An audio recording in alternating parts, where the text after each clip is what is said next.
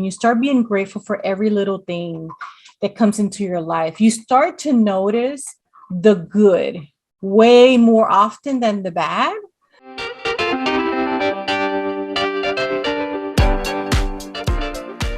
The Best Is Yet to Come is a podcast about dating later in life. It's co-hosted by Tanya Carter, Brenda Yamas, and me, Richard D'Ambrosio. We're all exploring dating from a fun but sophisticated, sexy, and smart perspective. And we're going to be tackling every issue that mature men and women face while seeking love, companionship, and yes, sex.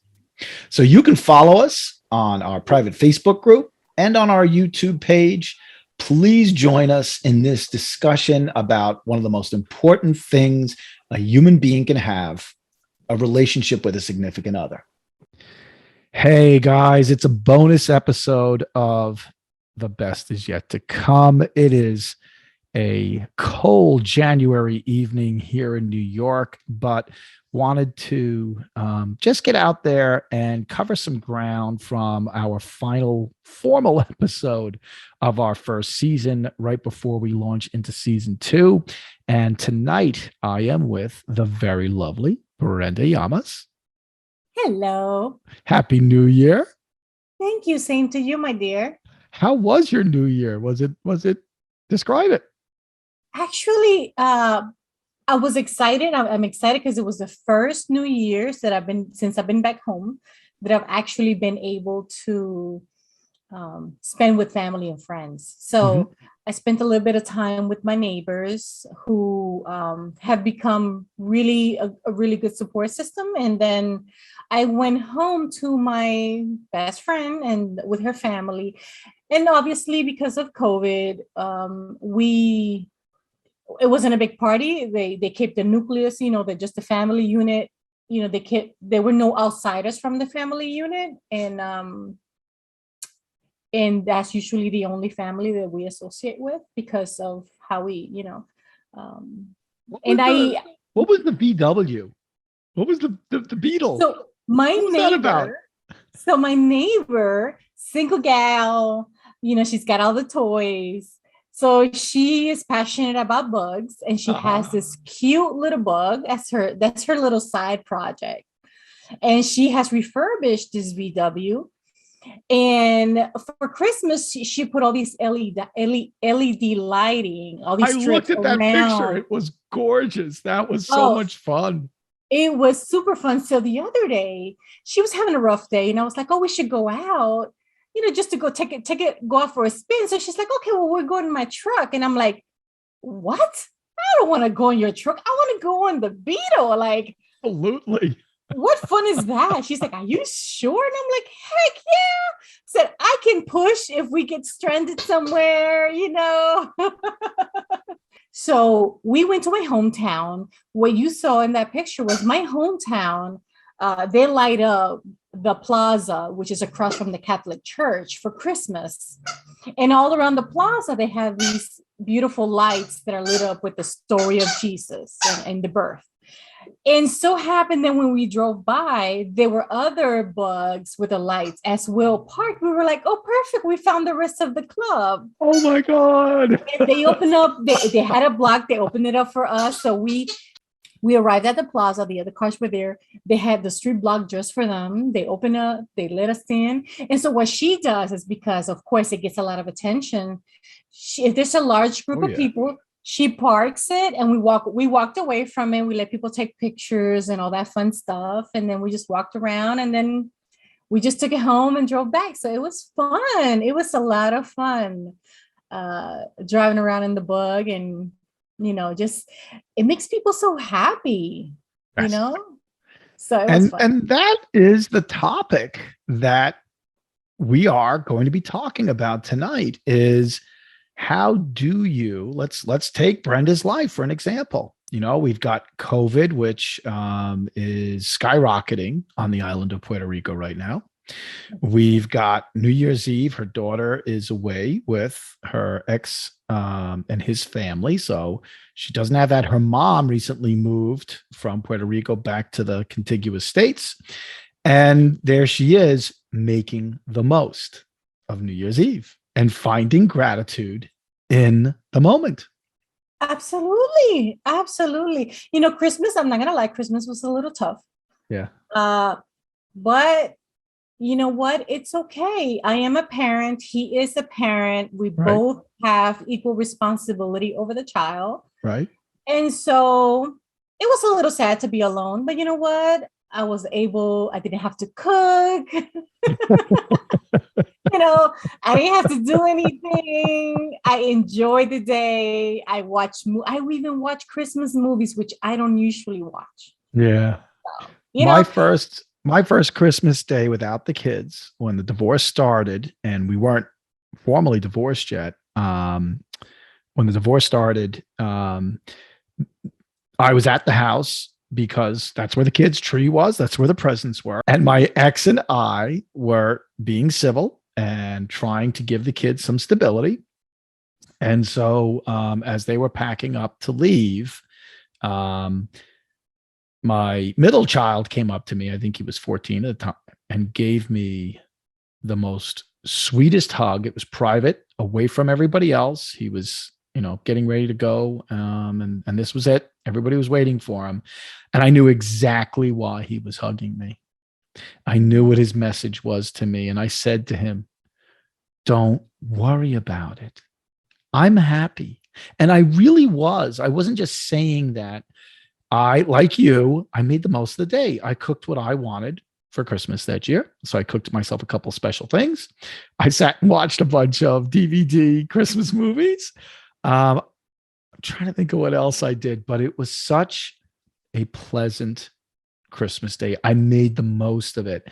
And I think, ladies and gentlemen, as we come into 2022 now, what you really need to think about is, first, start from the tips that Brenda, Tanya, and I gave you in the final episode. So Brenda said, look, do the work on yourself first. Don't bring somebody into your world if you're not okay in your world. If you've got stuff to still work out in your world so you can be happy, work on that first.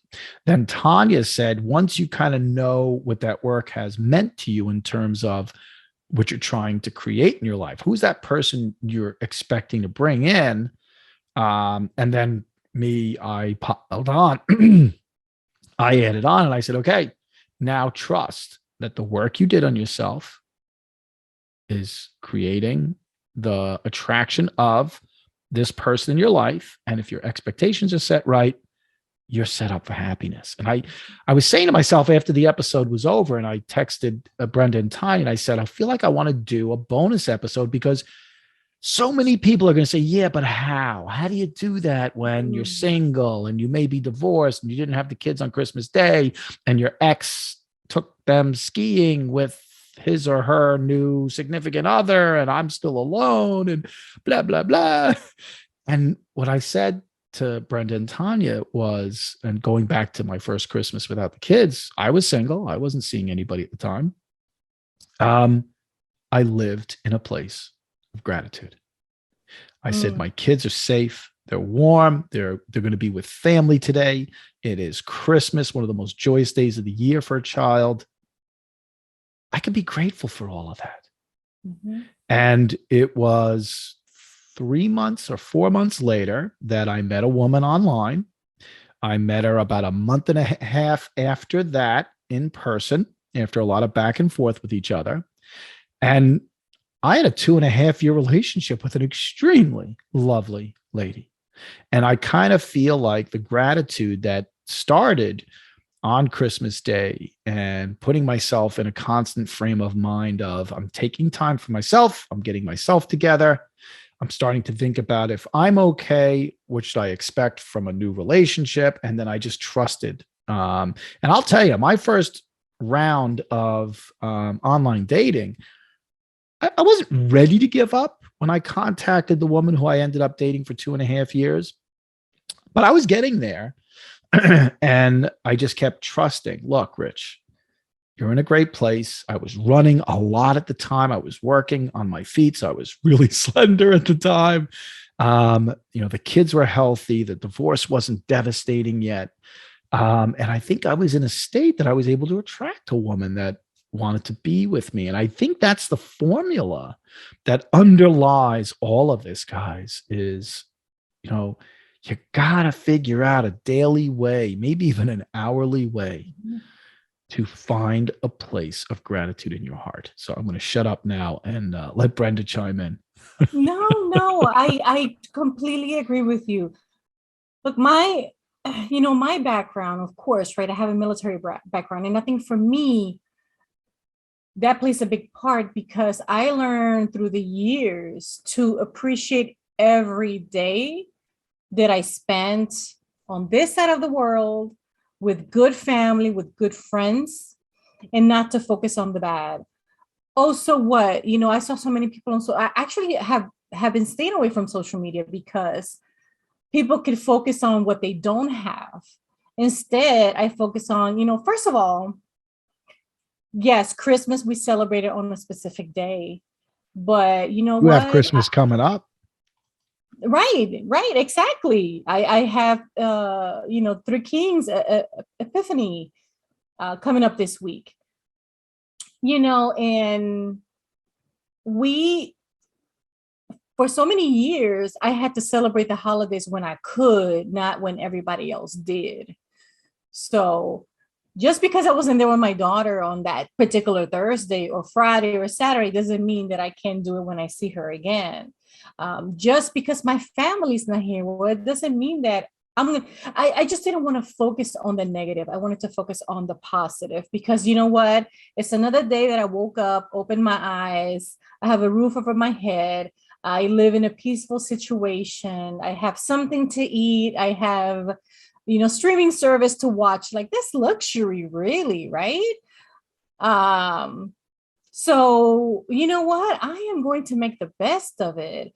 And I actually don't even buy into this whole consumerism around the holidays. It kind of makes me a little upset because I'm like, you know what? Why is it that all of a sudden, this particular day of the year, I have to quote unquote show somebody how much I care about them by giving them something? Why don't I just show them 365, right? So I think it's just a reframe. I just focus on what's good. I tend to see things glass half full. She's not here. I could have sat here and be like, oh, my daughter is not here. You know what? Let me see what can I do with her. I can take myself to the beach. I can take myself for a hike and I don't have to worry about babysitters. There's so many other things that I can do. And so that's what I choose to focus on. Didn't you post a picture from the beach on New Year's Day? Yes. So my girlfriend and I, that's my childhood friend. We've been friends since I was 8 and she was 10 years old. We've been neighbors. So every year that I came to Puerto Rico during the holidays, which wasn't often, we would go to the beach on New Year's Eve during the day. And then at night we would party because here is such a big party. This year, it just didn't work out that we could go out the eve. So we went on the day. And it actually was pretty full. We had a great day. We just relaxed. We ushered the year in just in a relax. She wanted to get some sun. And we just chilled. And it was so perfect, Richard. It was so perfect. We didn't have the kids. We went out. We spent all day. We went and grabbed something to eat, very low key. Yep. It was such a good day, So how far was that beach from where you live? That one is about 15 minutes. Maybe. Okay. So how grateful are you that you live on a tropical island in a place where you're 15 minutes from the beach? Listen, now that I'm grown and I have all these experiences, I don't take it for granted, not one bit. When I was growing up here, of course, you're a kid, you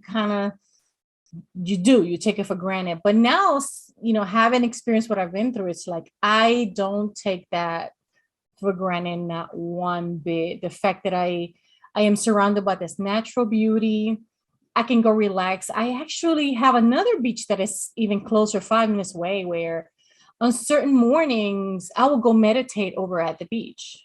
Sounds cool to me. How cool is that, right? Like, yeah, that's amazing. Like, I don't publish. I don't post that. I have posted maybe once, but it's like, how amazing is it that I get to sit in peace, listen to the ocean, and meditate? Like, I that's a treat. That's a luxury, right?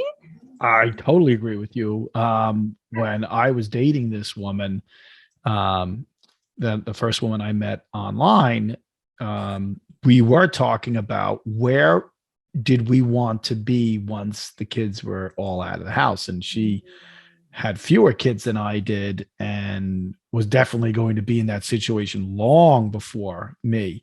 So she had thought about it a lot more. And she wanted to be close to a beach. Her attitude was she was hoping to be able to take walks on the beach at night, that she would be able to, hear the ocean whenever she wanted. And I really appreciated the fact that she gave me a picture of what she wanted. And I said to her, I could do that. It wasn't exactly what I was thinking about. But, let's go explore this. And when I was putting myself in her shoes so that I wasn't imposing my demands on her, I was trying to envision why she would want to be there and what she was looking for. And what I thought I could sense from talking to her and spending so much time with her was that she would have this daily practice of gratitude. Mm. What's it like to drive to the beach, take your shoes off, just go let your toes feel the sand. It's such an easily accessible thing that you can do without a lot of money to feel grateful about where you live. And it's a great example of the kinds of things you can do. I have finally started taking care of my body again. So I'm trying to be grateful that I have the ability in the morning to lay out my mat, this soft mat that I put on the floor, and I'm trying to do some Pilates. I'm trying to do some crunches and some planks, that I'm capable of doing that. And then when I go and make lunch, my middle child who lives with me full time, he bought baby spinach. I'm grateful that he's got a healthy attitude towards his body. And so I got to make myself a pretty healthy lunch. And, one of the things that my Buddhist practice has taught me is that everything can be a meditation of gratitude. When you are paying your bills, it's not lovely to have to spend that money. But when you write the check or hit the button on your bank account and say, I'm so grateful I have the money to pay that bill.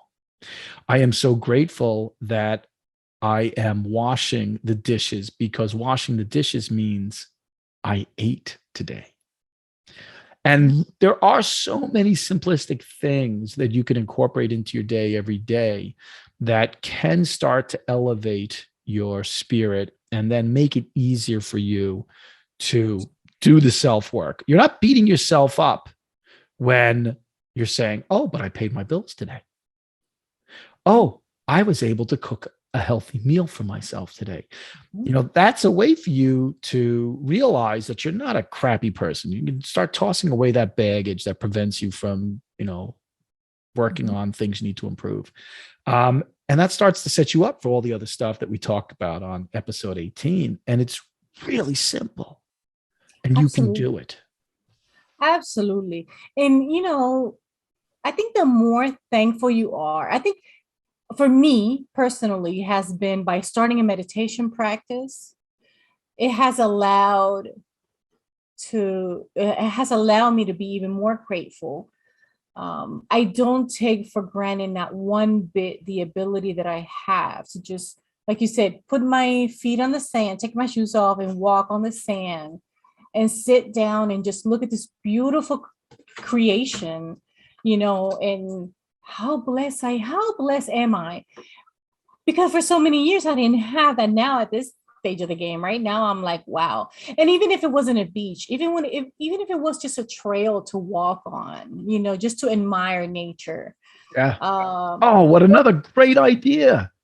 Go for Yeah. a walk in the woods, even if it's cold, bundle up and just ingest the air and feel the air inside your And lungs you and know your what, nose. Richard, is everything. It's watching life happen.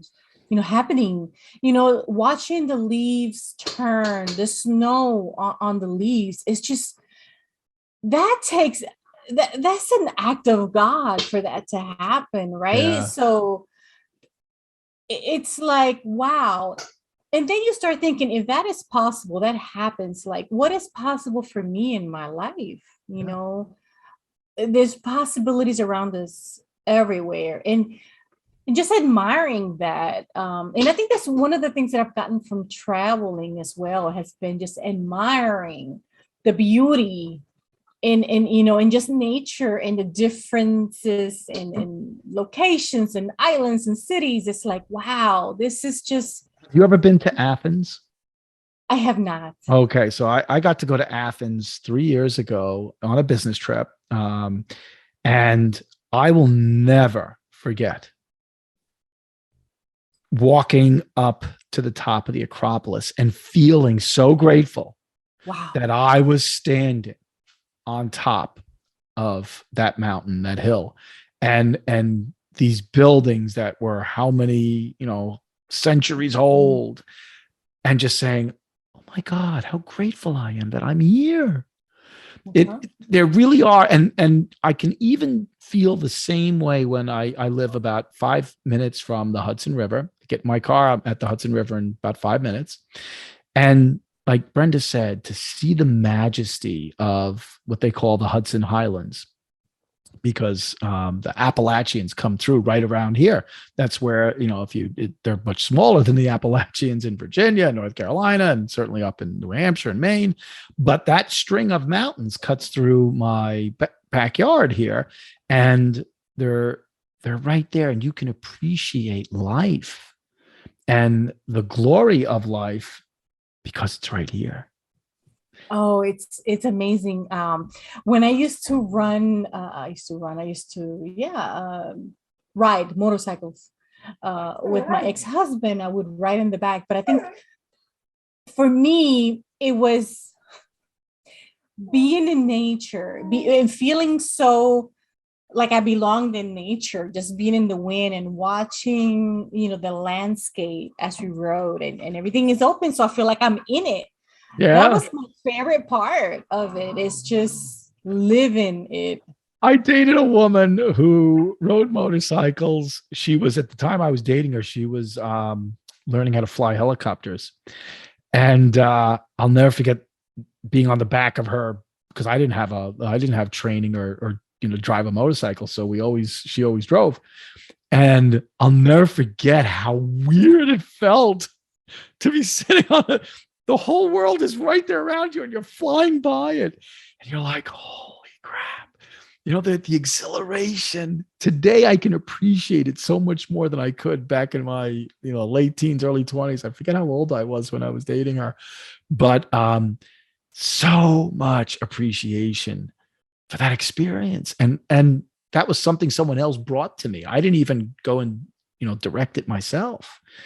But that's because I'm in the moment. And I think this practice that I have, like you do, this journey into being present in the moment and mindfulness, is another great tool that anybody listening to this podcast can use. I strongly recommend you listen to John Kabat-Zinn, Kabat with a K, Kabat -Zinn, Zinn. You can get him on YouTube. You can read his books. You can listen to him interviewed on podcasts. John has a very simplistic approach to being mindful in the moment, and how you don't have to criticize yourself if you don't get rid of the monkey mind, and you can just appreciate the air flowing through your nostrils and bringing yourself back when your thoughts wander. He's got such a lovely way of introducing you to a mindfulness practice. And he's actually the person who got me started, him and Sharon Salzberg. And once you're in that place, you can be grateful for just about anything. Like I said, you can be grateful for washing the dishes. How about that? No, it's amazing. I belong to this group of business women, and they say money manifestation course, maybe.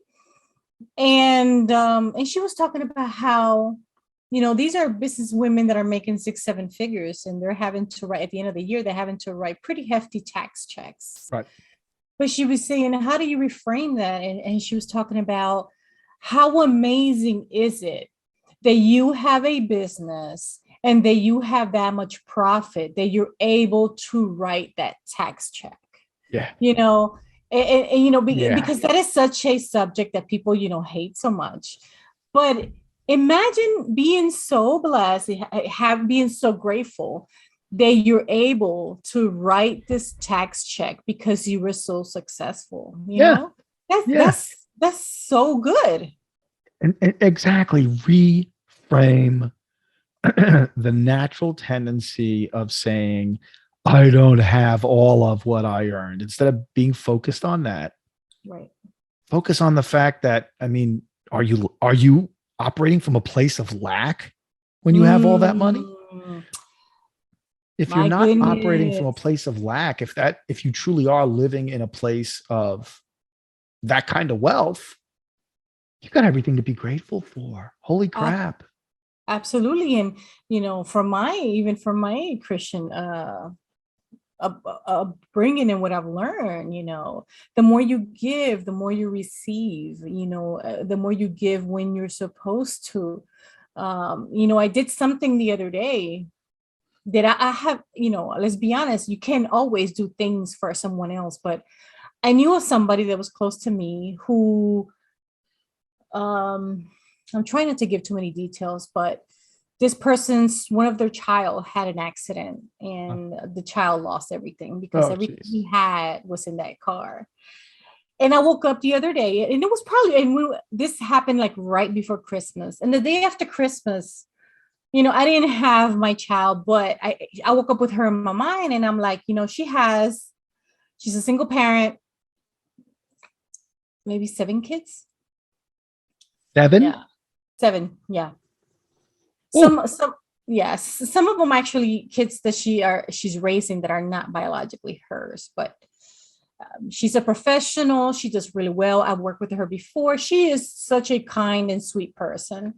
And you know, that day I just woke up with, you know, I should do something for her. You know, kids, it's Christmas, and I just woke up and I'm like, oh, I don't know what to do, but I want to pay for dinner tonight. Can I pay? Can I order you guys dinner? And she was taken back because I didn't even realize that she was going through a COVID as well. There was something I didn't know. She was segregated in her room and the kids were having to fend for themselves. And you know, it just felt like, I don't know why I woke up with that in my heart, that I was like, you know, I have a little, I don't have a lot, but let me be a blessing to someone else, because I felt in my heart that she needed it for whatever reason. which is And easily one of the easiest ways for you to feel good is to do mm, something for someone else. If you want to feel grateful in your own life, do something for someone else. oh, absolutely. And you know what, Richard, what I really felt good about? I really felt good about the fact that I woke up thinking about her and I had that thought and I actually did it. You know, so many times you think about something, oh, I should do this, that, but for some reason we talk ourselves out of it because our mind, look, I had a business coach one time that she said our brain can sometimes be an asshole. You know Uh, what? Sometimes I can be an asshole. I don't need my brain to do it for me. right, but you know how many times your brain can talk you out of doing something, Oh, yeah. you know, Oh, yeah. all the time if you All let the it. time.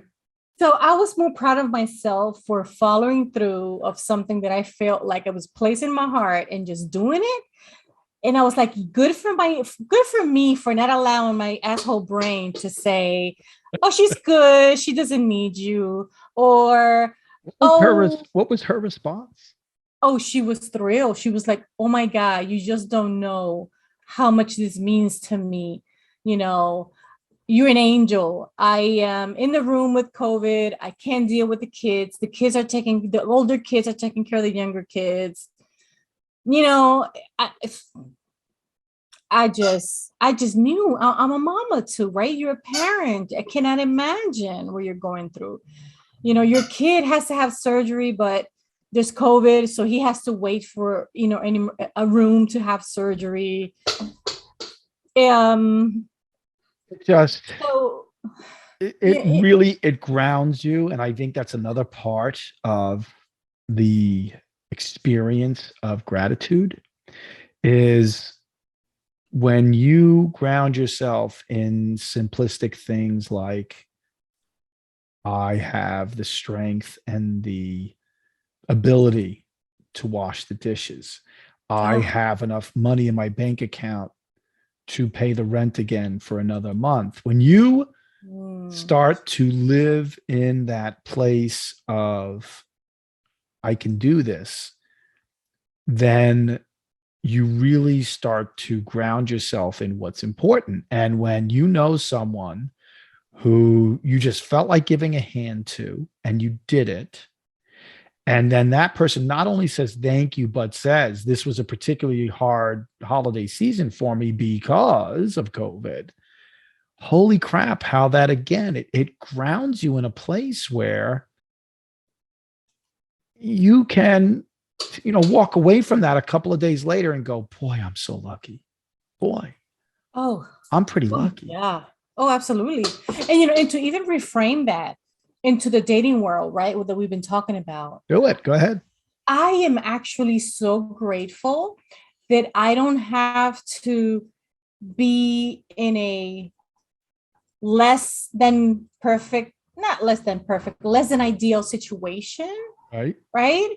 I can't tell you how grateful I am over the fact that I am not in a less than ideal situation, right? Where I'm dating someone and we're having the typical holiday back and forth of, your family, my family, you know, Uh, this, that, the other, all these disagreements, and your family doesn't maybe like me, or my family, all of this drama that comes along with dealing with other people.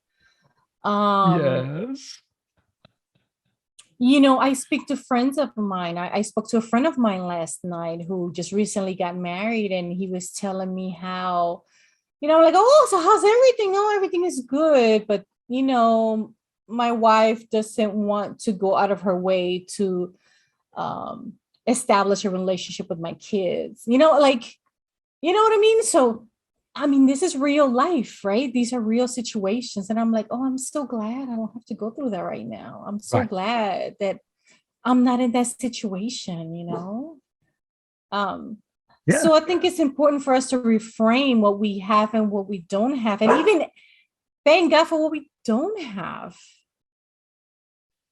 Yeah. You know what? That's not a bad idea, is to also take a look at your life and say, I'm grateful I don't have to deal with X. And especially if you've had something that was very challenging in the past, that is an extremely good thing to not have to, find yourself burdened with. So, um, it's a little bit more challenging to have to go back into a old frame of mind that wasn't so pleasant, but it's another way of putting a sort of twist on this.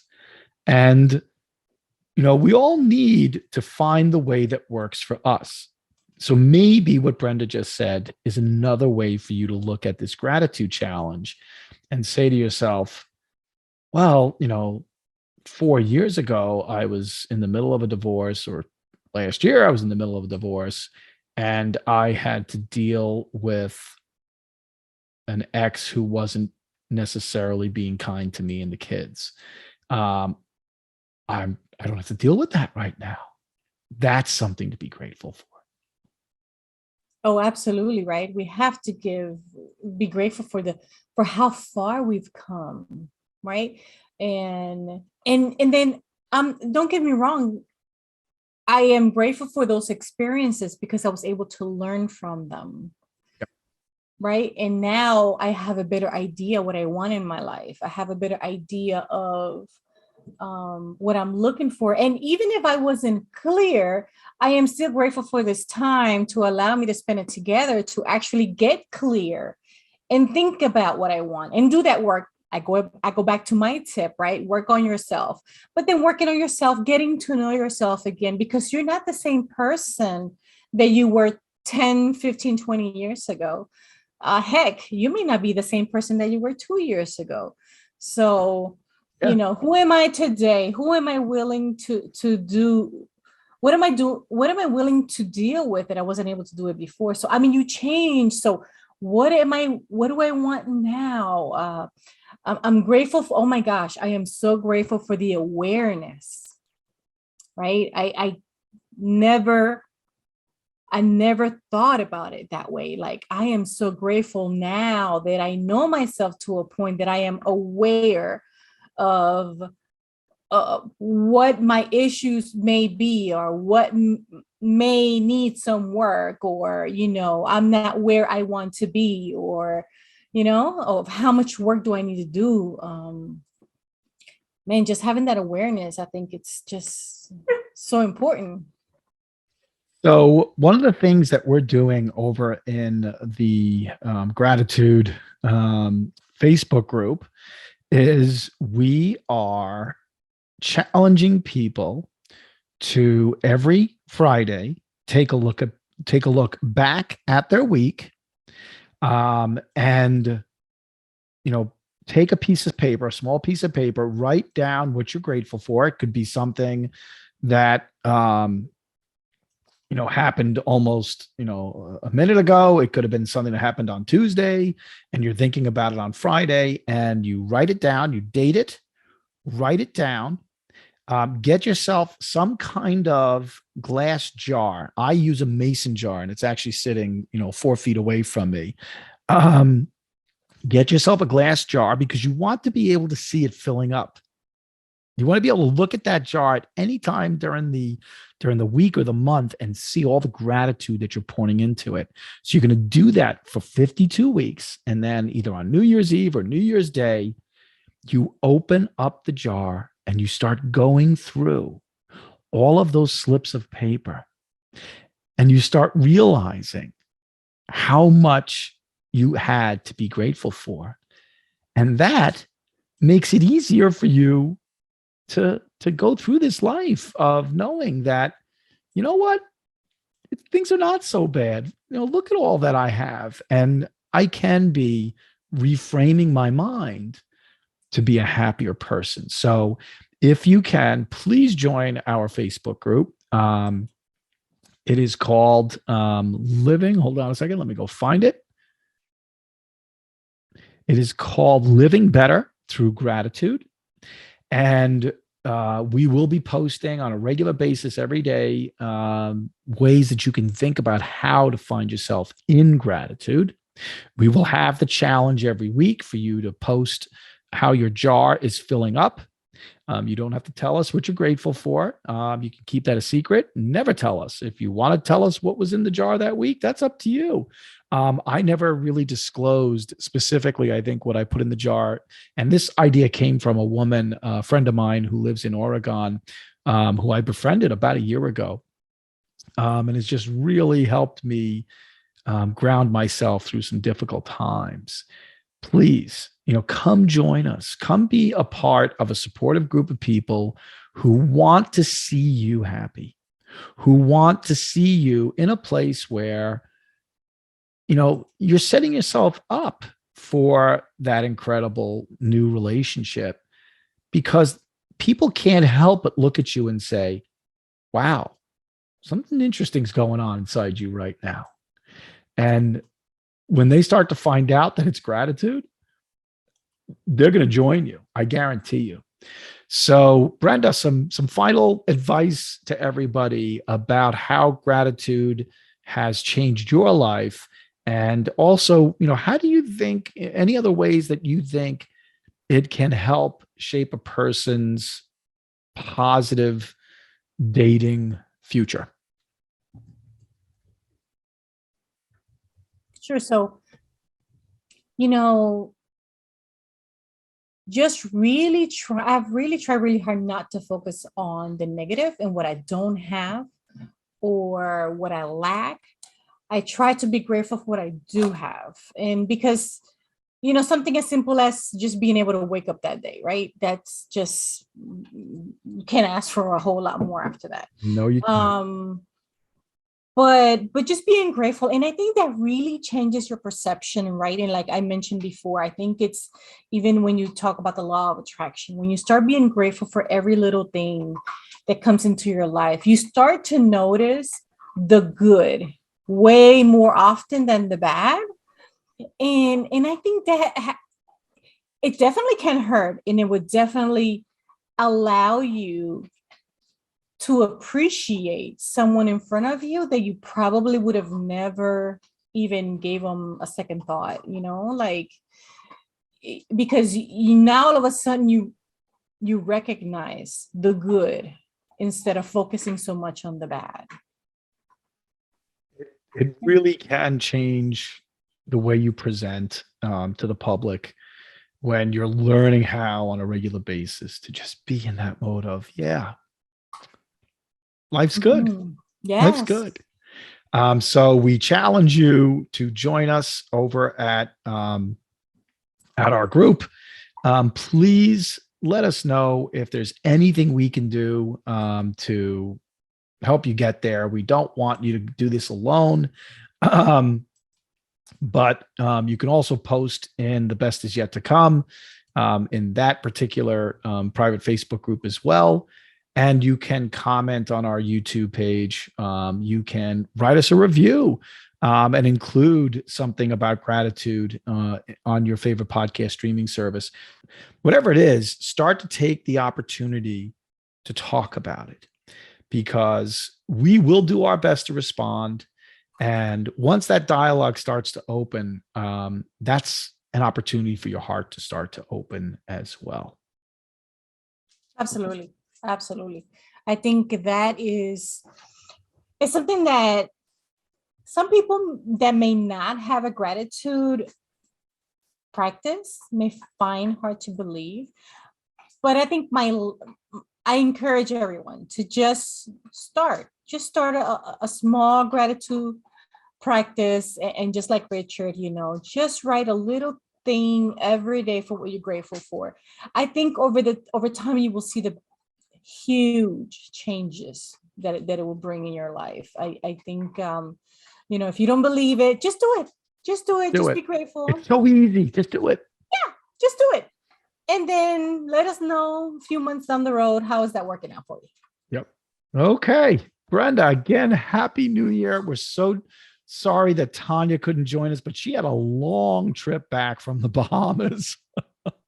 That poor woman had the flight schedule from hell, and she couldn't make it tonight, but I know she's grateful that she's home and in her own bed. And we'll be checking in on her and her health, because of course, when you travel, there's that opportunity for you to be exposed to something. We're just going to check in on her later this week, and we will all be back next week for the opening of season 2, episode 1, where we're going to be exploring Brenda's concept of manifesting the dating partnership of your future. So stay tuned for that. Thanks a lot, Brenda. Thank you, Richard, as always. As always. See you next week. Bye. Bye.